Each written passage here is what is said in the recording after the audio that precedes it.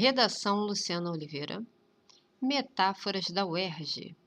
Revisão de véspera, reta final, segundo exame de qualificação, Senhora de José de Alencar. Vamos testar aqui o som, tudo certo. O que acontece? A gente tem aqui, antecipando o romance, a estrutura narrativa, nós temos um prólogo. Nós temos aqui um momento em que José de Alencar fala com o leitor, explica a própria obra. Olha só que interessante. Ao leitor, é o próprio José de Alencar falando com você. Certo? Ele fala com você. Este livro, Senhora, como os dois que o precederam, Diva e Lucila, não são da própria lavra do escritor. Então, ele está falando, inclusive, em terceira pessoa, tentando te convencer, te manipular a acreditar que não é uma história inventada, não é uma ficção. Olha aqui, a quem geralmente os atribuem. A história é verdadeira.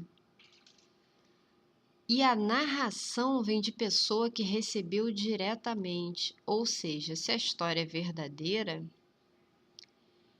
ela não é inventada e não é narrada por José de Alencar. Uma outra pessoa recebeu diretamente em circunstâncias que ignoro aqui, ó, em primeira pessoa. A confidência dos principais atores deste drama curioso. O suposto autor, que é o José de Alencar, por quê? Porque geralmente atribuem ao autor, ao escritor, não passa rigorosamente de editor. É certo que tomando a si o encargo de corrigir a forma e dar-lhe um lavor literário, ou seja, uma linguagem romântica, metafórica, adjetivada, né? De algum modo apropria-se não a obra, a história, mas o livro, a escrita, o formato. Em todo caso, encontram-se muitas vezes nestas páginas, ou seja, ele continua falando do livro, exuberâncias de linguagem, que a gente acabou de falar, né? O estilo, o jeito que ele caracteriza, que ele descreve as cenas e os sentimentos, e afoutezas da imaginação. Então, tem um pouco, sim, de imaginação inserida numa história real. Isso é o que ele está tentando te convencer. Aqui já não se lança a pena, né? A caneta sóbria. Por que não seria sóbria? Porque tem imaginação e entusiasmos. E refletida do escritor, sem ilusões e sem entusiasmos. Tive tentações, ó, primeira pessoa também, de apagar alguns desses quadros mais plásticos. Aqui, ó, isso aqui é da formatação, tá? Porque o meu livro é de domínio público da Biblioteca Nacional, então veio assim.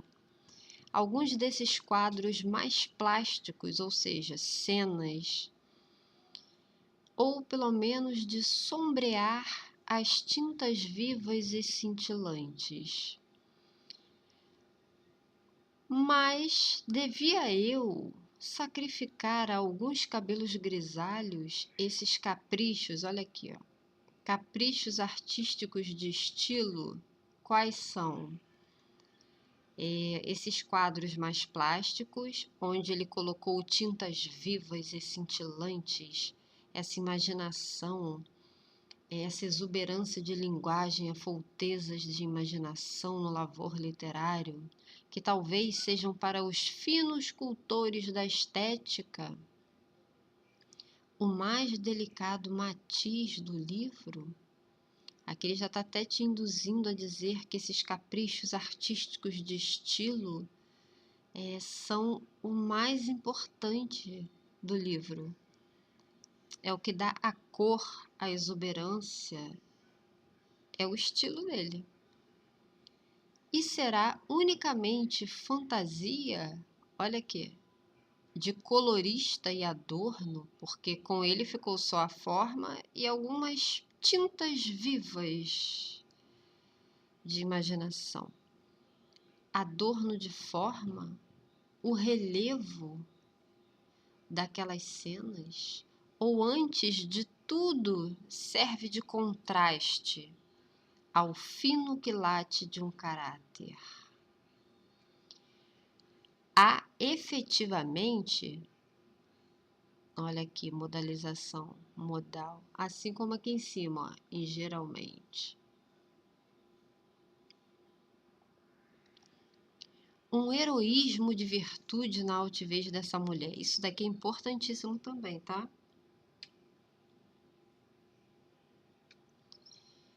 Que resiste a todas as seduções, aos impulsos da própria paixão, como arrebatamento dos sentidos. Um heroísmo de virtude na altivez dessa mulher. Agora eu vou te falar por quê. Temos aqui, primeiro assunto, metalinguagem. Segundo assunto, verossimilhança. Terceiro assunto, a caracterização da personagem Aurélia. Vamos pelo terceiro. Caracterização da personagem Aurélia diferente, tá, da idealização romântica da mulher do século XIX.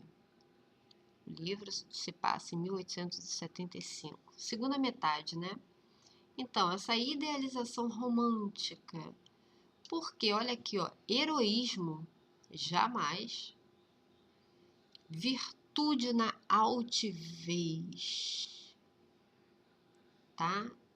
Então aqui, Aurélia não é uma personagem tradicional romântica com aquelas características da idealização do perfil da mulher daquela época, no romantismo.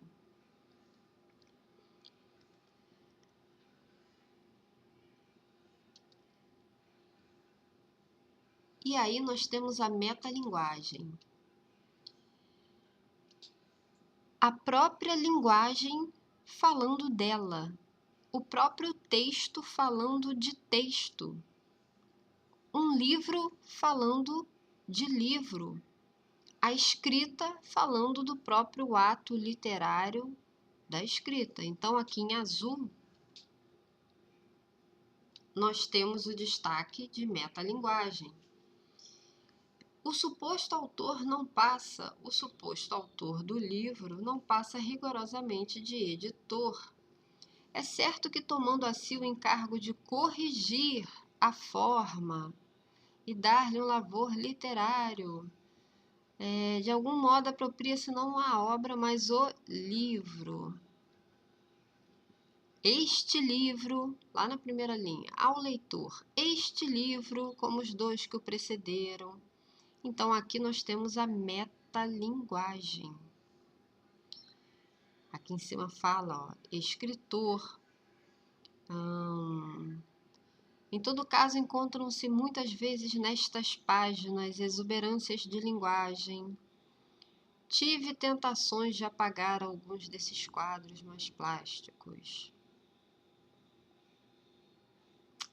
E aí, olha só, a gente tem também destacado em laranja verossimilhança. Aqui, ó. Tá? Porque a história é verdadeira e a narração vem de pessoa que recebeu diretamente e em circunstâncias que ignoro. Recebi de outra pessoa. É uma confidência, tá? Então aqui a gente tem verossimilhança. Aqui a gente tem metalinguagem. E aqui embaixo nós temos essa caracterização diferenciada. Ela foge ao estereótipo, ao padrão tradicional da mulher romântica. Aurélia Camargo, tá bom?